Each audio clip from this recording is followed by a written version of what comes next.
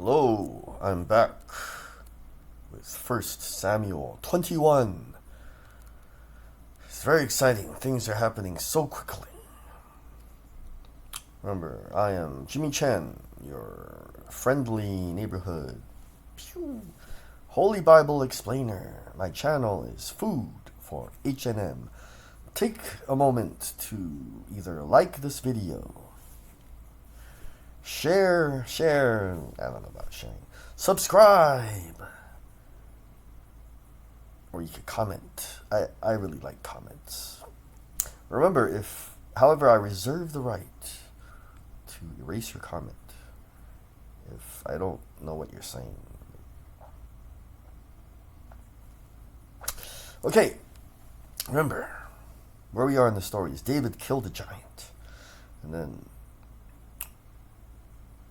he killed him for God and the Kadosh Malakim, for the honor of his father and family, and he wanted to honor his people, and of course he honored the king by killing Goliath. But then the king started to turn on him. But for killing Goliath, he gets money, he gets to marry the king's daughter, and of course another one, his family doesn't have to pay taxes. So remember, before that, the reason David fought Goliath is he was already in King Saul's service. That means he's one of his warriors. But after he killed Goliath, he had some momentum, what I call momentum. A lot of people remember that he's great. So immediately he started to fight the Philistines. Remember, the Philistines are the Israelites' main enemy right now. There's so many Philistines and they're all around Israel, So he started to go out there and fight Philistines, a lot of them, and he kept winning. And then one day, some women were dancing in the streets, and they sang that Saul has slain 10,000s. Saul has slain or killed thousands, but David has slain 10,000s, and he got jealous. And he started to like David even less. So now King Saul really hates David and wants to kill him. He doesn't only want to kill him, that much. He wants to kill him, a lot. He just wants to, he's going crazy. Okay, so 1 Samuel 21, David at Nob. David went to Nob, to Ahimelech the priest. Ahimelech trembled when he met him, and asked, "Why are you alone? Why is no one with you?" David answered Ahimelech the priest, "The king sent me on a mission, and said to me, 'No one is to know anything about the mission I am sending you on.'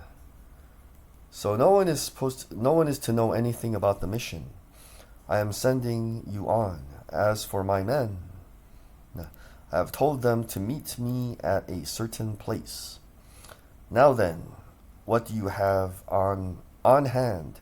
Give me 5 loaves of bread, or whatever you can find." But the priest answered David, "I don't have any ordinary bread on hand. However, there is some consecrated bread here, provided the men have kept themselves from women." David replied, "Indeed, women have been kept from us, as usual whenever I set out. The men's bodies are holy, even on missions that are not holy. How much more so today?"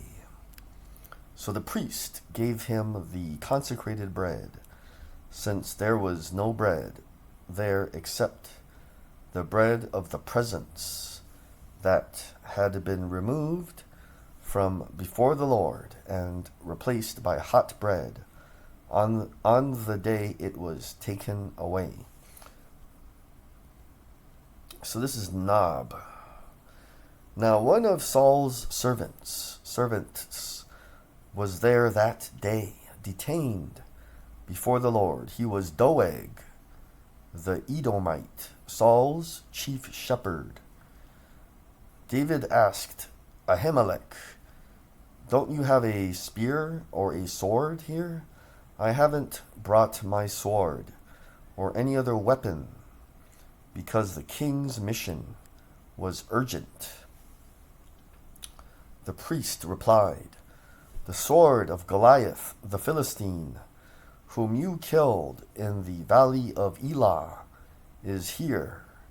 It is wrapped in a cloth behind the ephod. If you want it, take it. There is no sword here but that one." David said, "There is none like it. Give it to me." The next section is titled David at Gath. That day David fled from Saul and went to Achish, king of Gath. But the servants of Achish said to him, "Isn't this David, the king of the land? Isn't he the one they sing about in their dances? Saul has slain his thousands, and David his tens of thousands." David took these words to heart and was very much afraid of Achish, king of Gath.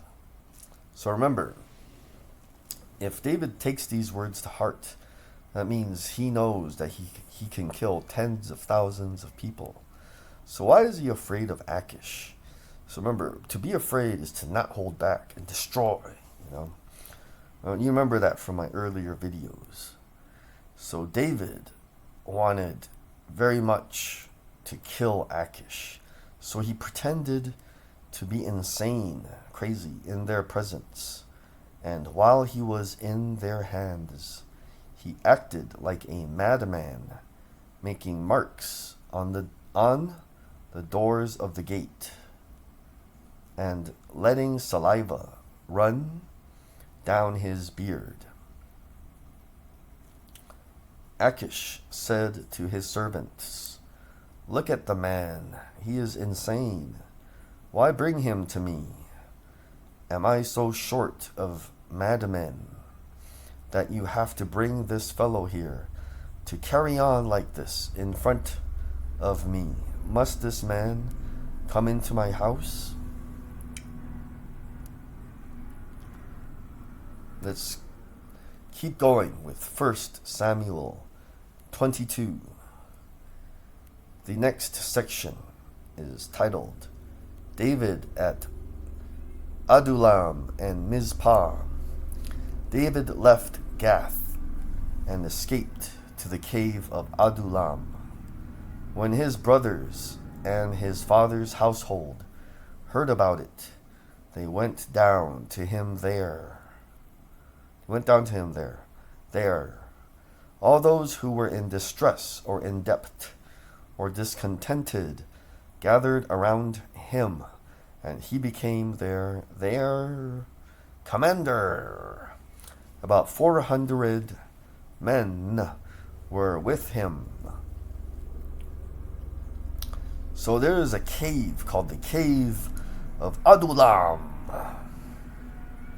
It sounds like Shazam!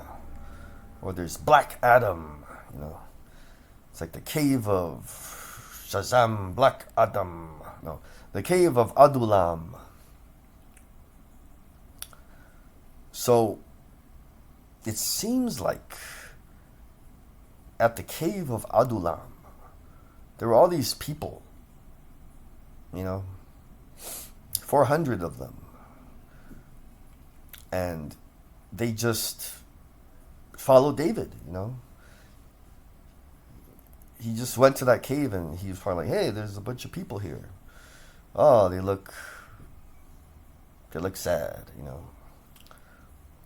What's going on, So he just became their commander. So verse 3, from there David went to Mizpah in Moab and said to the king of Moab, would you let my father and mother come and stay with you until I learn what God will do for me? So he left them. His family. So his brothers and his father's household, remember? So he left them with the king of Moab, and they stayed with him as long as David was in the stronghold. But the prophet Gad said to David, do not stay in the stronghold. Remember, prophets are like Jedi. Go into the land of Judah. So David left and went to the forest of Hereth. The forest of Hereth. The next section is titled, Saul kills the priests of Nob. Now Saul heard that David and his men had been discovered, and Saul was seated, spear in hand, under the tamarisk tree on the hill at Gibeah, with all his officials standing at his side. He said to them, listen, men of Benjamin, will the son of Jesse give all of you fields and vineyards? Will he make all of you commanders of thousands and commanders of hundreds? Is that why you have all conspired against me? No one tells me when my son makes a covenant with the son of Jesse. None of you is concerned about me or tells me that my son has incited my servant to lie in wait for me as he does today. But Doeg, the Edomite, who was standing with Saul's officials, said, I saw the son of Jesse come to Ahimelech, son of Ahitub, at Nob. Ahimelech inquired of the Lord for him. He also gave him provisions and the sword of Goliath the Philistine. Then the king sent for the priest Ahimelech, son of Ahitub, and all the men of his family, who were the priests at Nob, and they all came to the king. Saul said, listen now, son of Ahitub. Yes, my lord, he answered. So this is Ahimelech. Saul said to him, why have you conspired against me, you and the son of Jesse, giving him bread and a sword, and inquiring of God for him, so that he has rebelled against me, and lies in wait for me as he does today? Ahimelech answered the king, who of all your servants is as loyal as David, the king's son-in-law, captain of your bodyguard, and highly respected in your household? Was that day the first time I inquired of God for him? Of course not. Let not the king accuse your servant or any of his father's family, for your servant knows nothing at all about this whole affair. But the king said, you will surely die, Ahimelech, you and your whole family.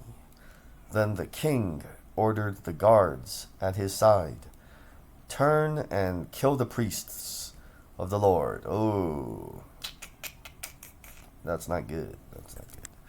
Anytime you kill real priests, real, not cult priests, that's bad, because they belong to God, the Creator, the Lord. He's going, like these Kadosh Malakim are probably up there in heaven going,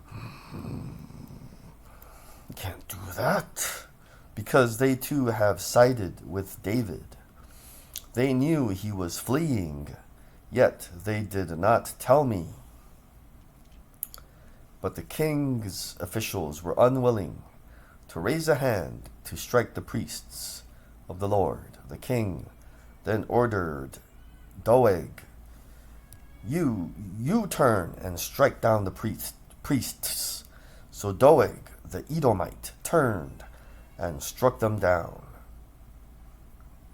I do not know why Doeg could do that. He must be a very evil person. That day he killed 85 men who wore the linen ephod. He also put to the sword Nob, the town of the priests, with its men and women, its children and infants, and its cattle, donkeys, and sheep. But one son of Ahimelech, son of Ahitub, named Abiathar. Remember, there's Eleazar or Eleazar. Like Abby normal, but he's not Abby normal. It's something like Avi. B's and B's, I don't know. Avi or Abiathar escaped and fled to join David. He told David that Saul had killed the priests of the Lord. Then David said to Abiathar, that day when Doeg, the Edomite, was there, I knew he would be sure to tell Saul, I am responsible for the death of your whole family. This is like Spider-Man. Remember, in some of you have seen Spider-Man. Spider-Man was getting famous, and then there was a thief that ran by him, and